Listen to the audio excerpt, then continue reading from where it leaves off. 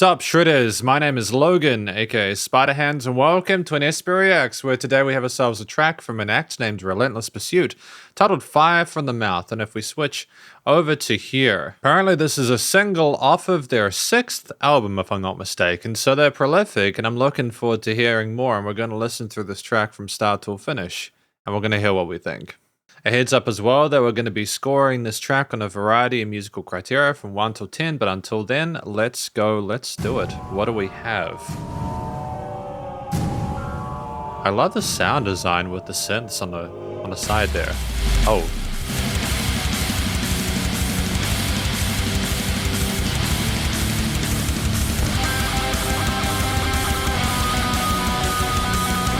I mean, it's incredibly spicy, isn't it?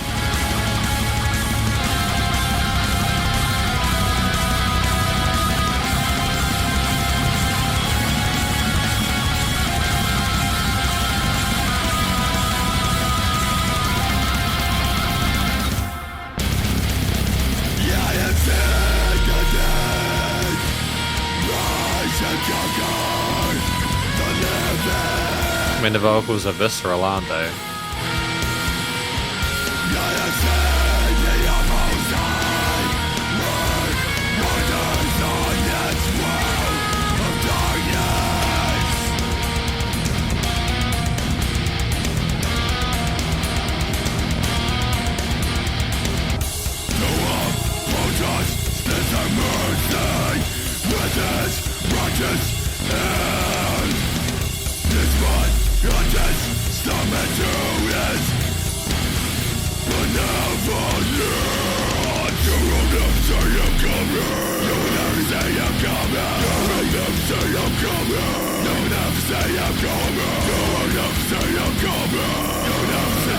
Quite cool the response between the sides of the stereo field here.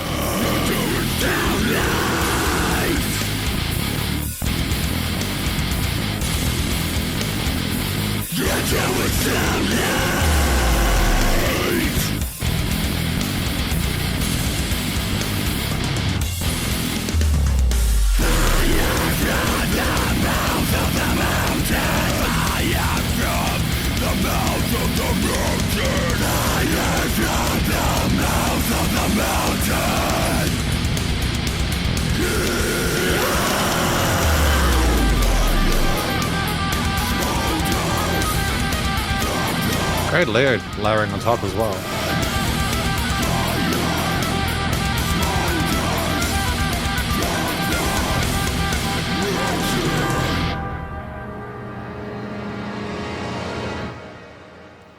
Interesting cinematic sort of stab with the brass at the end.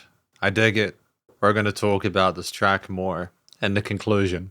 And so welcome to the conclusion of my review of this track from an act named Relentless Pursuit, titled Fire from the Mouth. Now, first of all, I've given this track an overall score of 8 out of 10, which I feel it's quite a positive score.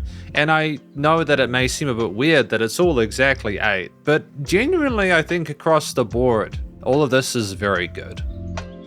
But first, before we go into that, what do we think this track is about?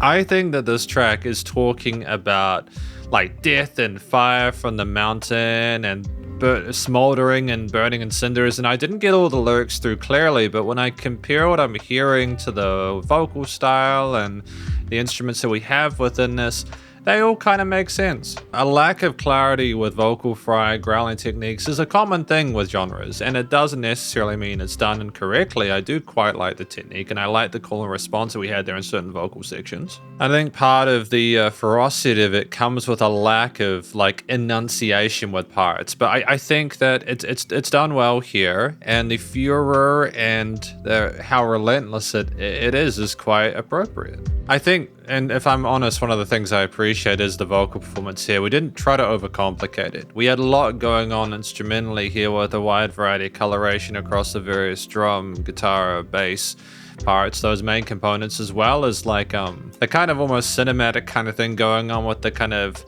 the hits, and then like the metallic sounds and the synths kind of rising up into that. It was kind of a really interesting intro to a track, and it did kind of make you wonder what was going to happen next. But like to have that going into like the brass parts at the end there rising up with that sharp crescendo, you've just got so much to appreciate. And I think that if the vocals are done more than the growly bits, it might have just been a little bit overcomplicated potentially. I mean, again, we did have call and response parts where some were kind of, one was going, another one went, and then they kind of harmonized together at the end. Ultimately, really satisfying to listen to regardless. Again, I think the mood, the expression was appropriate, and the technique was solid. I think also there was a lot of interesting coloration and intricacy to it. And you listen to different parts of this track, and it's never a thoroughly similar experience. There's various kind of like breakdowns and tremolo guitar picked lead components there, and chugged power chord elements on the rhythm parts, and some interesting major amount of tritonal stuff happening with the leads.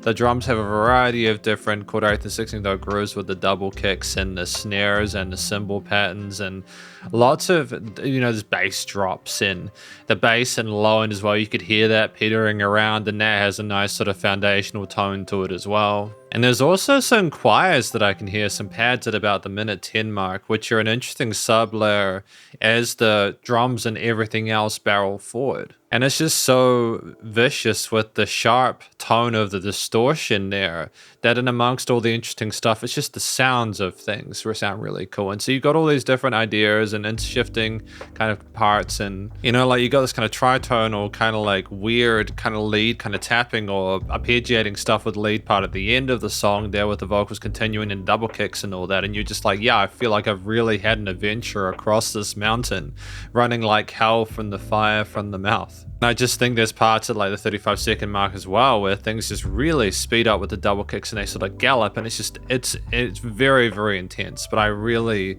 love the way that it sounds. It's got this kind of like raw tone to it as well. It's not over polished in regards to how it's produced. So I think that'll probably be my final point, is the actual studio production I'm pretty happy with it.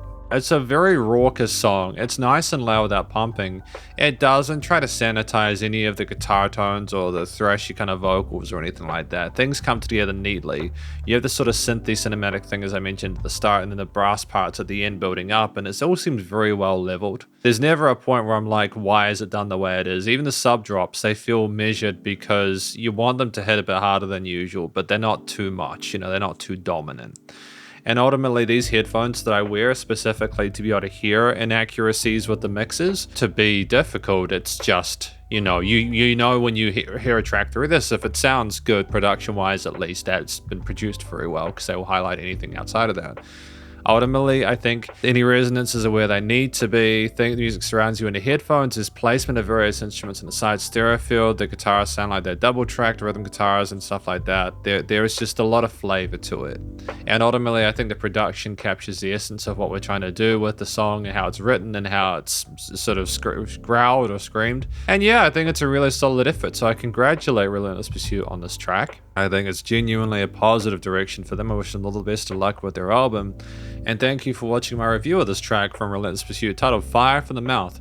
Hopefully you enjoyed it. If you did, please do go show them some love via their various social medias and their YouTube page, and stay cool and stay safe, and please remember to support your local musicians and artists at this point in time, as they need the help more than ever with all the crazy stuff going on in the world. And I'll catch you in the next SP Reacts. Spiderhands out.